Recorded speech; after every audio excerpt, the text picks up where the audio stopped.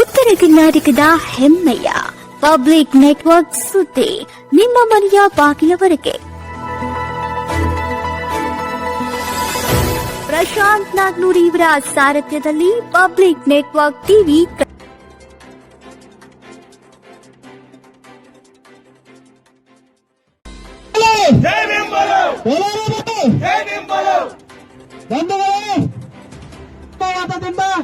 ಹಾಗೂ ನಮ್ಮ ಎಲ್ಲ ದಲಿತ ಬಾಂಧವರು ಕೂಡಿ ಇವತ್ತು ನಮ್ಮ ಸುರೇಶಣ್ಣ ತಯಾರವರ ಮೇಲೆ ಏನು ಅವರ ವಿರುದ್ಧ ಒಂದು ಬೃಹತ್ ಪ್ರತಿಭಟನೆಯನ್ನು ಹಮ್ಮಿಕೊಂಡಿದ್ದು ತಾವೆಲ್ಲರೂ ಬಂದಿದ್ದದಕ್ಕೆ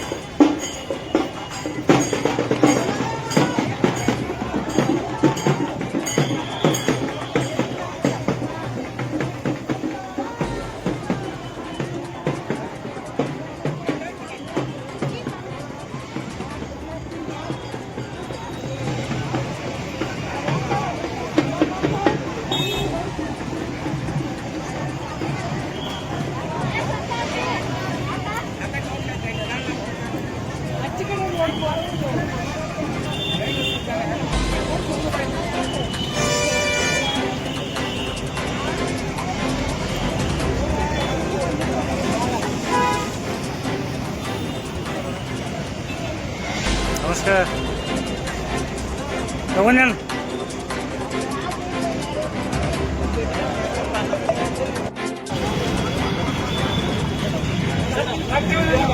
ಬೇರೆ ನಿಮ್ಮದು ಕೇಳಿವ್ರೆ ನಾವು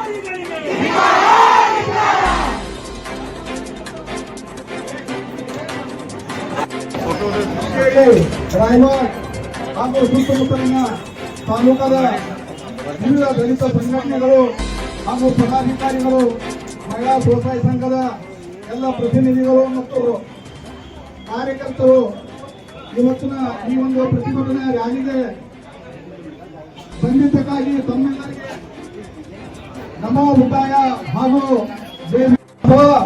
ಮಕ್ಕಳಿಗೆ ಶಿಕ್ಷಣ ಕೊಡುವುದಾಗಲಿ, ಮಕ್ಕಳಿಗೆ ಒಂದು ಸಮವಸ್ತ್ರ ಕೊಡುವುದಾಗಲಿ, ಇಂಥ ಅನೇಕ ಒಂದು ಸಮಾಜದ ಒಂದು ಮುಖ್ಯವಾಹಿನಿಯಲ್ಲಿ ತರ್ತಕ್ಕಂಥ ಕೆಲಸಗಳನ್ನ ಇಲ್ಲಿವರೆಗೆ ಅವರು ಮಾಡ್ತಾ ಬಂದಿದ್ದಾರೆ.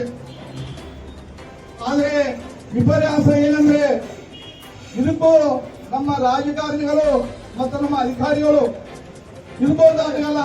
ಯಾಕಂದ್ರೆ ದಲಿತರು ಯಾವಾಗಲೂ ಬೇಡ್ತಾ ಇರಬೇಕು, ದಲಿತರು ಅದರಲ್ಲಿ ಚಲವಾದಿ ಸಮಾಜ ಎಲ್ಲರೂ ಬೇಡ್ತಾ ಇರಬೇಕು, ಕೊಡುವಂತರಾಗಬಾರದು.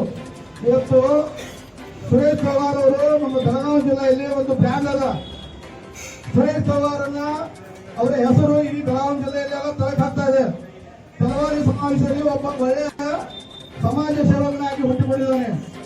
ಇಂಥ ವ್ಯಕ್ತಿಗೆ ಇವತ್ತು ಯಾವ ರೀತಿ ಅಡಚಣೆ ಪಡ್ತಾ ಇದ್ದಾರೆ ಅಂದ್ರೆ, ಈಗ ಅವರು ರಕ್ಷೆಯಲ್ಲಿ ಒಂದು ಬಾರ್ ಅಂಡ್ ರೆಸ್ಟೋರೆಂಟ್ ಇದೆ, ಕೆಲವು ಜನರಿಗೆ ಗೊತ್ತಿರ್ಬೋದು, ಗೊತ್ತಿರ್ಲಿಕ್ಕಿಲ್ಲ. ಆ ಬಾರ್ ಅಂಡ್ ರೆಸ್ಟೋರೆಂಟ್ಗೆ ಅದೇ ಒಂದು 3 ಕಿಲೋಮೀಟರ್ ಅಂತರದಲ್ಲಿ ಸುತ್ತಮುತ್ತಲ ಸರಣಿಯಾಗಿ 3 MSI ಅನ್ನು ಬಿಟ್ಟಿದ್ದಾರೆ. ಈ MSI ಅನ್ನು ಬಿಟ್ಟಿರ್ತಕ್ಕಂಥದ್ದು ಕಾನೂನು ಬಾಹಿರ. ಕಾನೂನ ಚೌಕಟ್ಟಿನಲ್ಲಿ ಅಲ್ಲದೆ ಕಾನೂನನ್ನ ಗಾಳಿಗೆ ತೂರಿ ಕಾನೂನನ್ನ ತಮ್ಮ ಕಾಲಕಸ ಮಾಡಿಕೊಂಡು ಇವತ್ತು ಆ ಒಂದು 3 ಸರಣಿ MSIL ಅನ್ನ ಮಂಜೂರು ಮಾಡ್ತಾರೆ. ಇದರ ಅರ್ಥ ಏನು? ಆ MSILಗೆ ಅಲ್ಲಿ ಹಣ ಹೋಗಬೇಕು. ಇವ್ರು ಏನು ಒಂದು ಬಾರ್ ಅಂಡ್ ರೆಸ್ಟೋರೆಂಟ್ ಇರಲ್ಲ, ಆ ಬಾರ್ ಅಂಡ್ ರೆಸ್ಟೋರೆಂಟ್ ಏನೋ ಒಂದು ಸಮಾಜ ಸೇವೆ ಮಾಡ್ತಾ ಇದ್ರಲ್ಲ, ಅದು ಸಂಪೂರ್ಣವಾಗಿ ನಿಲ್ಲಬೇಕು. ಯಾಕಂದ್ರೆ ಬಾರ್ ಅಂಡ್ ರೆಸ್ಟೋರೆಂಟ್ ಇದು ಒಂದು ಲಾಭದಾಯಕ ಒಂದು ಸಂಸ್ಥೆ. ಇದು ಬಂದಾದ್ರೆ ಇವ್ರದ್ದು ಒಂದು ಬಾಲ ಕತ್ತರಿಸಿದಂಗೆ ಇವತ್ತಿನ ನಮ್ಮ ರಾಜಕೀಯ ವ್ಯಕ್ತಿಗಳು ನಾವೇನು ಅಂದ್ರೆ ನಮ್ಮ ಹೆಮ್ಮೆಯ ರಾಜಕಾರಣಿ ಹೆಮ್ಮೆಯ ನಾಯಕರಂತ ನಾವು ಏನು ಹೇಳ್ಕೊಳ್ತೇವಲ್ಲ ಎದುಕಟ್ಟೆ ಅವರು ಈ ಒಂದು ಎಕ್ಸೈಸ್ಗೆ ಅಬಕಾರಿ ಇಲಾಖೆಗೆ ಒಂದು ಲೆಟರ್ ಕೊಟ್ಟು ಇವೆಲ್ಲ 3 ಸರಣಿ ಇವೇನು MSIL ಅದಲ್ಲ ಇವ್ರನ್ನ ಓಪನ್ ಮಾಡ್ಲಿಕ್ಕೆ ಇದ್ದರು. ನಾವು ಕಮಿಷನರ್ಗಳು ಭೇಟಿ ಆದಾಗ ಅವ್ರು ಸ್ಪಷ್ಟವಾಗಿ ಹೇಳಿದ್ರು, ನಮಗೇನು ಮಾಡ್ಲಿಕ್ಕಾಗಲ್ಲ, ನಾವು ಕಾನೂನು ಚೌಕಟ್ಟಿನಲ್ಲಿ ಕೆಲಸ ಮಾಡ್ಲಿಕ್ಕೆ ನಮ್ಗೆ ಇಲ್ಲಿ ಅವಕಾಶವಿಲ್ಲ, ಮೇಲಿಂದ ಒತ್ತಡ ಬರ್ತಾ ಇದೆ, ಆ ಒತ್ತಡ ಮುಖಾಂತರ ನಾವು ಆ MSILಗೆ ನಾವು ಮಂಜೂರಾತಿಯನ್ನು ಕೊಟ್ಟಿದ್ದೀವಿ ಅಂತ ಹೇಳಿದವರು. ನಾನು ಅಧಿಕಾರಿಗಳನ್ನು ನಾವು ಕೇಳ್ತಾ ಇದ್ದೀವಿ, ಹಾಗಿದ್ರೆ ನಾವು ಒಂದು ಕೇಳ್ತೇವೆ, ನಮ್ಮ ಇನ್ನೊಬ್ರು 4 ಜನ ಕೇಳ್ತಾರೆ MSIL ಪರ್ಮಿಷನ್ ಕೊಡಿ ಅಂತ ನೀವು ಕೊಡ್ಲಿಕ್ಕಾಗಲ್ಲ. ಯಾಕೆ? ನಮ್ಮ ಮುಖ್ಯ ಉದ್ದೇಶ ಒಬ್ರು ಬೆಳೀತಾ ಇದಾರಲ್ಲ ಅಂತವ್ರನ್ನ ಮಣ್ಣು ಮಾಡ್ಬೇಕಾಗ್ಯದ, ಅಂತವ್ರು ಬಾಲ ಕತ್ತರಿಸ್ಬೇಕಾಗ್ಯದ. ಯಾಕಂದ್ರೆ ಅವ್ರಿಗೆ ಗೊತ್ತದ ಯಾವ ನಮ್ಮಲ್ಲಿ ಆರ್ಥಿಕ ಪ್ರಗತಿ ಆಗೋಲ್ಲ, ಎಲ್ಲಿವರೆಗೆ ನಮ್ಮಲ್ಲಿ ಆರ್ಥಿಕ ಚಿಂತನೆ ನಮ್ಮಲ್ಲಿ ಆಗೋಲ್ಲ, ಅಲ್ಲಿಯವರೆಗೆ ನಮ್ಮ ದಲಿತರಾಗಿ ಉಳಿತಾರೆ. ಇದನ್ನ ಯಾವಾಗ ಬಾಬಾ ಸಾಹೇಬ್ ಯಾವತ್ತೂ ಹೇಳಿದಾರೆ, ಅದು ನಾವು ಅರ್ಥ ಮಾಡ್ಕೊಂಡಿಲ್ಲ. ಅದಕ್ಕೆ ನಮ್ಮ ನಾವೆಲ್ಲರೂ ಜಾಗೃತ ಆಗ್ಬೇಕಾಗ್ಯದ. ಬರ್ತಕ್ಕಂಥ ದಿನಗಳಲ್ಲಿ ಬರೀ ಕೇವಲ ಬಾಬಾ ಸಾಹೇಬ್ರ ಬುದ್ಧ ಬಸವ ಅಂಬೇಡ್ಕರ್ ಫೋಟೋ ಹಿಡ್ಕೊಂಡು ಬಂದವರಿಗೆ ನಾವು ಸರಿಯಾದ ವಿಚಾರನ ಮಾಡಬೇಕಾಗ್ಯದ. ಯಾಕಂದ್ರೆ ಅವರು ನಮ್ಮ ಪರವಾಗಿ ಅಥವಾ ಇಲ್ಲ ಎಂಬುದನ್ನ ನಾವೆಲ್ಲರೂ ಕುಲಂಕುಷವಾಗಿ ನೋಡ್ಬೇಕಾಗಿದೆ. ಇವತ್ತಿನ ಪರಿಸ್ಥಿತಿ ಮೊದಲಿನ ಪರಿಸ್ಥಿತಿ ಇಲ್ಲ. ಎಷ್ಟೋ ಜನರು ನಮ್ಮ ದಲಿತರನ್ನ ಕೇವಲ ವೋಟ್ ಬ್ಯಾಂಕ್ ಅನ್ನ ಮಾಡಿಕೊಂಡಿದ್ದಾರೆ. ಆದ್ರೆ ನಮಗೆ ಸಿಗ್ತಕ್ಕಂತ ಯಾವುದೇ ಒಂದು ರೀತಿಯ ಒಂದು ಲಾಭವಾಗಲಿ ಅಥವಾ ಪರಿಸ್ಥಿತಿ ಆಗಲಿ ನಮ್ಮ ಜೊತೆ ಇಲ್ಲ. ಅದಕ್ಕಾಗಿ ತಾವೆಲ್ಲರೂ ಇವತ್ತು ಇಲ್ಲಿ ಬಂದು ಶಾಂತಿಯಿಂದ ಈ ಒಂದು ಪ್ರತಿಭಟನೆಯಲ್ಲಿ ಭಾಗವಹಿಸಿದ ತಮ್ಮೆಲ್ಲರಿಗೂ 4 ಕೊಟ್ಟಲ್ಲಿ 1 ST ಇತ್ತು. ಅದನ್ನು ಕೂಡ ಬೇರೆಯವರಿಗೆ ಜಂಗಮರಿಗೆ ಹಸ್ತಾಂತರ ಮಾಡ್ತಾ ಇದ್ದಾರೆ. ಎಕ್ಸೈಸ್ ಡಿಪಾರ್ಟ್ಮೆಂಟ್ ಅವರು ಏನ್ ಮಾಡ್ತಾ ಇದ್ದಾರೆ ನೋಡಿ. ಚಿಕ್ಕೋಡಿಯಲ್ಲೇ ಜ್ವಲಂತ ಉದಾಹರಣೆಯಾಗಿ ಹೇಳಬೇಕಂದ್ರೆ ಈಗ ನಿಯಮ ಬಾಹಿರವಾಗಿ NH ನ್ಯಾಷನಲ್ ಹೈವೇ ರಾಷ್ಟ್ರೀಯ ಹೆದ್ದಾರಿಯಲ್ಲಿ ಅಥವಾ ರಾಜ್ಯ ಹೆದ್ದಾರಿಯಲ್ಲಿ ಸುಮಾರು 200 ಮೀಟರ್ ಅಂತರದಿಂದ ವೈನ್ ಶಾಪ್ಗಳು ಇರಬೇಕು. CL7 ಕೇವಲ ಮಾರಾಟಕ್ಕೆ ಮಾತ್ರ ಇರುತ್ತೆ. ಬಟ್ ಅಲ್ಲಿನ ಪಕ್ಕದಲ್ಲಿನೇ ಇವರು ಕುಡಿಲಿಕ್ಕೆ ಕೊಡ್ತಾರೆ. ಪೊಲೀಸ್ ಇಲಾಖೆಯವರು ಬರ್ತಾರೆ, ಡ್ರಿಂಕ್ ಆ್ಯಂಡ್ ಡ್ರೈವ್ ಅಂತ ಕೇಸ್ ಹಾಕ್ತಾರೆ. ಇದರಲ್ಲಿ ಬಲಿಪಡಿಸೋದು ನಾವೇ ಹೊಸ ಯಾವ ಮೇಲ್ವರ್ಗ ಜಾತಿ ಅಧಿಕಾರಿಗಳಲ್ಲ. ಆದ ಕಾರಣ ಈ ಎಕ್ಸೈಸ್ ಹೆಡ್ ಕ್ವಾರ್ಟರ್ಸ್ ಇಲ್ಲೇ ಇರೋದ್ರಿಂದ ಇಲ್ಲಿ ಏನ್ ನ್ಯೂನತೆ ನಾವು ಎಕ್ಸೈಸ್ ಇನ್ಸ್ಪೆಕ್ಟರ್ ಏನ್ ಮಾಡ್ತಾ ಇದ್ದಾರೆ ಅಥವಾ ಎಕ್ಸೈಸ್ ಡಿವೈಸ್ ಏನ್ ಮಾಡ್ತಾ ಇದ್ದಾರೆ ಅದರ ಬಗ್ಗೆ ಗಮನ ಕೊಡಬೇಕಿತ್ತು. ಆದ್ರೆ ಎಲ್ಲೋ ಮೇಡಮ್ ಅವರು ತಪ್ಪು ದಾರಿಯಲ್ಲಿ ತುಳಿತಾ ಇದ್ದಾರೆ ಅಂತ ನಮಗೆ ಕಂಡು ಬರ್ತಾ ಇದೆ.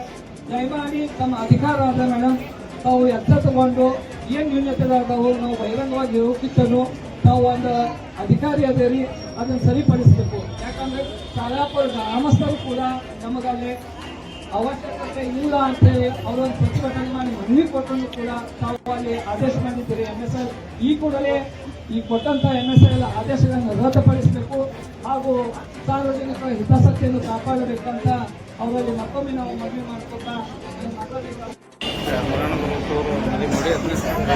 ಪೇಪರ್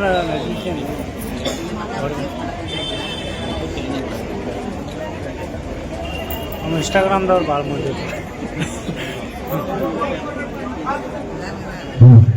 ಕಮಿಟಿ ಭೀಮವಾರ ಚಿಕ್ಕೋಡಿಯವರು ಜಿಲ್ಲಾ ಮುತ್ತಣ್ಣ ಬಸವಂತ ರಾಯಣ್ಣವರವರ ನೇತೃತ್ವದಲ್ಲಿ ಇವತ್ತು ಇನ್ನೊಂದು ಮನವಿಯನ್ನು ಕೊಟ್ಟಿದ್ದೀವಿ. ಅಧಿಕಾರಿ ಇಲಾಖೆ ಅಧಿಕಾರಿಗಳ ದಲಿತವರಿಗೆ ಪ್ರತಿಭಟನಾ ಕುರಿತು ಒಂದು ಮನವಿಯನ್ನು ಕೊಟ್ಟಿದ್ದೀವಿ. ಇದನ್ನು ಮಾನ್ಯ ಜಿಲ್ಲಾಧಿಕಾರಿಗಳ ಮುಖಾಂತರ ಇದನ್ನು ಮಾನ್ಯ ಮುಖ್ಯಮಂತ್ರಿಗಳಿಗೆ ಕಳಿಸುವಂಥ ವ್ಯವಸ್ಥೆಯನ್ನು ನಾನು ತಾಲೂಕಾಡಳಿತ ಪರವಾಗಿ ಮಾಡ್ತೀನಿ ಅಂತ ತಂದಿದ್ದೇನೆ.